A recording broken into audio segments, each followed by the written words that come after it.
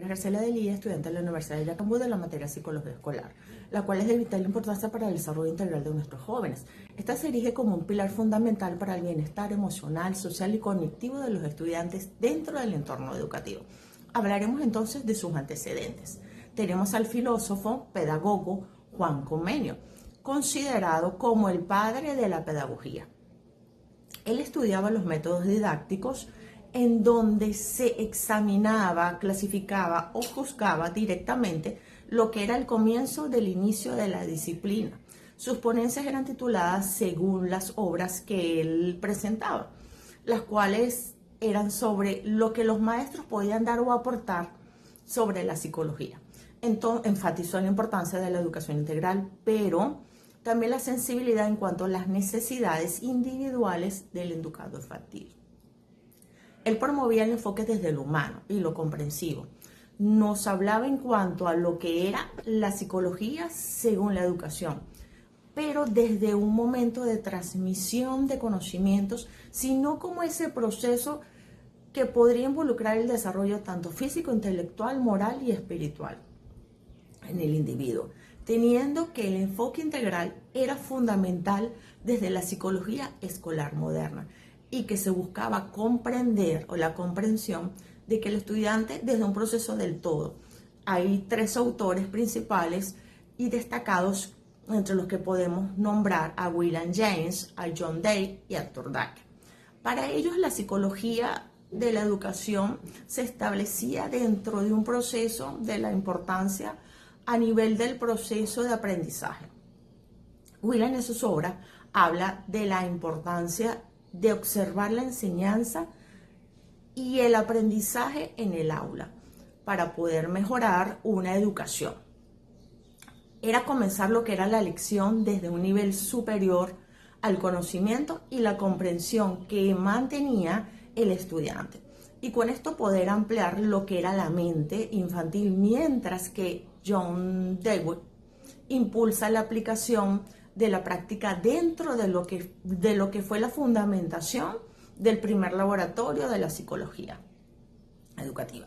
Él desarrolla el primer laboratorio en Estados Unidos en la Universidad de Chicago en el año de 1894, y él trabajó allí con lo que eran las ideas más importantes basadas en lo que se da en el primer lugar como opinión ante lo que eran los aprendices activos, es decir, porque el autor especificaba que él creía que los niños debían permanecer quietos en sus asientos para poder aprender pasivamente de memoria, mientras al contrario de lo que opinaba James, este nos mostraba que el argumento del aprendizaje era a través de una mejor acción para poder obtener un aprendizaje. Uno de los aspectos más importantes del autor John es que la idea de que la educación debe ser integral y se destaca ante lo que era la adaptación del niño y el ambiente. Al recibir la educación únicamente de forma académica, no permite aprender a pensar, sino a adaptarse en el mundo externo a través de un entorno educativo. En este proceso era constante y lo cual se opinaba de una manera constante dentro de lo que era aprender a resolver problemas pero desde la parte reflexiva de lo que era ese acompañamiento y ese pensamiento que todo niño debe mantener en una educación adecuada. Y finalmente podemos encontrar a Arthur Dake. Este se centró en lo que fue la valoración y la cuantificación de la promoción de los fundamentos científicos en el aprendizaje. Él sostenía que las tareas educativas eran más importantes al momento de desarrollar las diferentes actitudes infantiles para razonar. Él impulsó la idea de la educación que se debe tener desde un basamento científico, pero también se apoyaba dentro de lo que era el proceso de aprendizaje orientado desde un pensamiento y un proceso para poder dar y generar una psicología en la educación.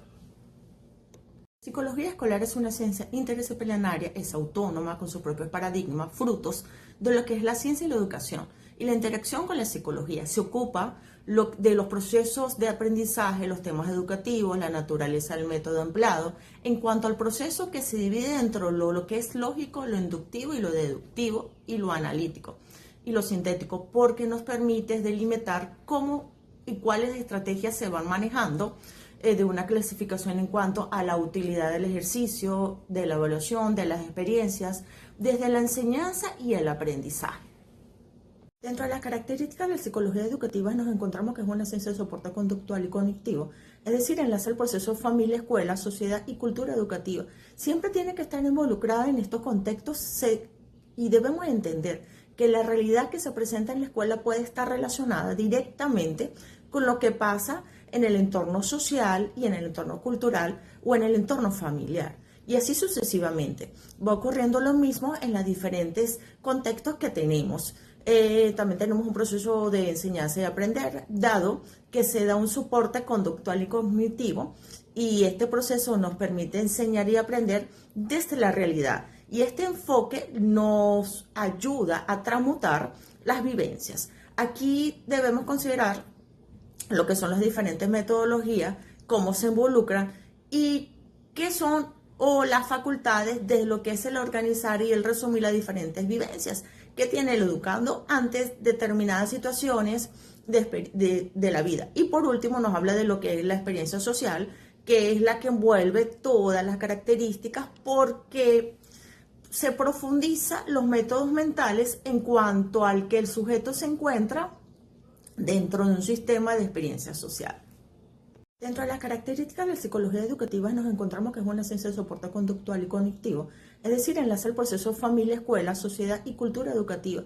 Siempre tiene que estar involucrada en estos contextos y debemos entender que la realidad que se presenta en la escuela puede estar relacionada directamente con lo que pasa en el entorno social y en el entorno cultural o en el entorno familiar. Y así sucesivamente. Va ocurriendo lo mismo en los diferentes contextos que tenemos.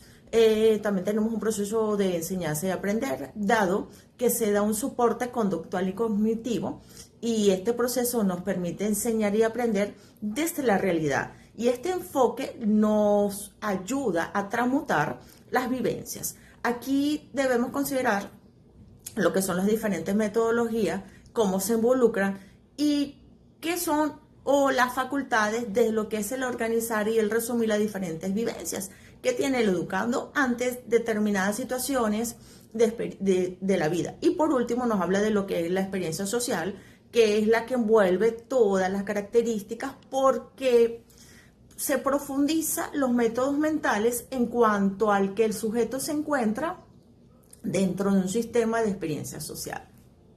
Cuando hablamos de las funciones del psicólogo escolar, debemos tener en cuenta que las áreas principales del psicólogo escolar se enfatizan en un objetivo claro, porque se da a esperar lo que es entender la enseñanza y el conocimiento, utilizado para poder obtener una vinculación ante lo que son las actividades humanas del pensamiento y el sentimiento, pero también nos permite proceder dentro de lo que es el desarrollo del ser humano en los contextos pedagógicos y educativos, y así poder generar las facultades del sujeto ante las diferentes sociedades.